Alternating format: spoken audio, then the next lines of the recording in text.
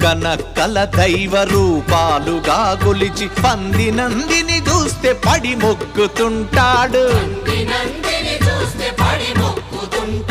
చీమలకు చక్కెర పాములకు పాలోసి జీవకారుణ్యమే జీవితం అంటాడు. తోడబుట్టిన వాళ్ళ ఊరవతలికి నెట్టి కులమంటూ ఇల మీద కలహాల గిరిగీసి మాయమైపోతున్నడమ్మా మనిషన్నవాడు. మచ్చుకైనా లేడు చూడు మానవత్వం ఉన్నవాడు.